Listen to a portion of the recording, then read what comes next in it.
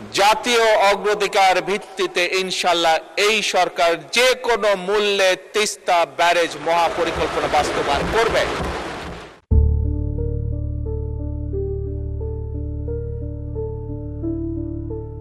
দীর্ঘ কয়েক দশক ধরে পানি বণ্টন ইস্যু বাংলাদেশ ভারত সম্পর্কের অন্যতম স্পর্শকাতর বিষয়। দুই দেশের মধ্যে ৫৪টি অভিন্ন নদী থাকলেও অধিকাংশ নদীর পানির ন্যায্য হিস্যা নিশ্চিত না হওয়ায় বারবার কূটনৈতিক টানাপোড়েন তৈরি হয়েছে।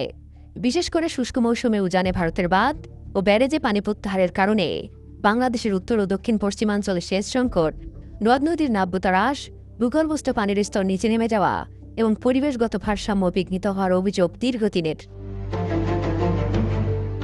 অন্যদিকে বর্ষা মৌসুমে উজান থেকে অতিরিক্ত পানি নেমে এলে দেশের বিস্তীর্ণ অঞ্চল বন্যার কবলে পড়ে। এমন বাস্তবতায় পানি নিরাপত্তা নিশ্চিত করে দীর্ঘমেয়াদী স্বনির্ভরতা অর্জনের লক্ষ্যেই তিস্তা ব্যারেজ মহাপরিকল্পনা ও পদ্মা ব্যারেজ নির্মাণকে সরকারের অন্যতম কৌশলগত উদ্যোগ হিসেবে দেখা হচ্ছে। বর্তমান সরকার পদ্মা ব্যারেজ নির্মাণের উদ্যোগ গ্রহণ করেছে, যা এই প্রেক্ষাপটে জাতীয় সংসদে বড় ঘোষণা দিয়েছেন প্রধানমন্ত্রী তারেক রহমান। তিনি বলেছেন, যে কোনো মূল্যে তিস্তা মহাপরিকল্পনা বাস্তবায়ন করা হবে। একই সঙ্গে পদ্মা ব্যারেজ নির্মাণের উদ্যোগও নেওয়া হচ্ছে।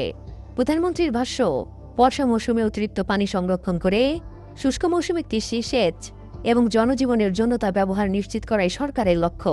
তার এই ঘোষণার পর সরকার ও বিরোধী উভয় দলের সংসদ সদস্যরা টেবিল চাপড়ে সমর্থন জানান, যা জাতীয় স্বার্থে রেখে ইস্যুতে বিরল রাজনৈতিক ঐক্যমতের বার্তা দেয়। বিশ্লেষকদের মতে, এই দুটি প্রকল্প বাস্তবায়িত হলে বাংলাদেশের পানি ব্যবস্থাপনা একটি নতুন অধ্যায়ের সূচনা হতে পারে।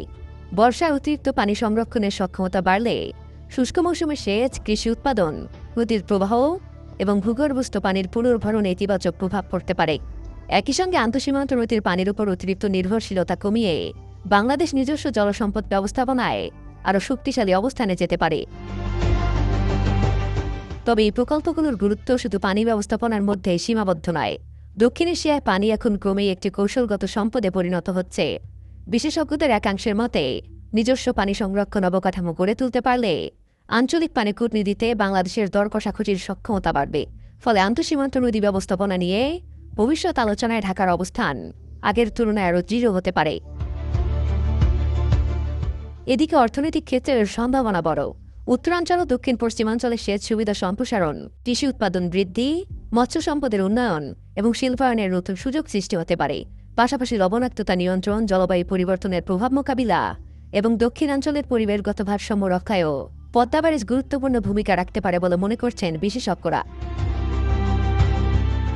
সব মিলিয়ে তিস্তা ব্যারেজ মহাপরিকল্পনা ও পদ্মা ব্যারেজ কেবল দুটি অবকাঠামো প্রকল্প নয়, এগুলো বাংলাদেশের দীর্ঘমেয়াদী পানি নিরাপত্তা, অর্থনৈতিক সক্ষমতা এবং আঞ্চলিক কূটনৈতিক অবস্থানকে নতুন উচ্চতায় নিয়ে যাওয়ার একটি কৌশলগত রোডম্যাপ হিসেবেও বিবেচিত হচ্ছে।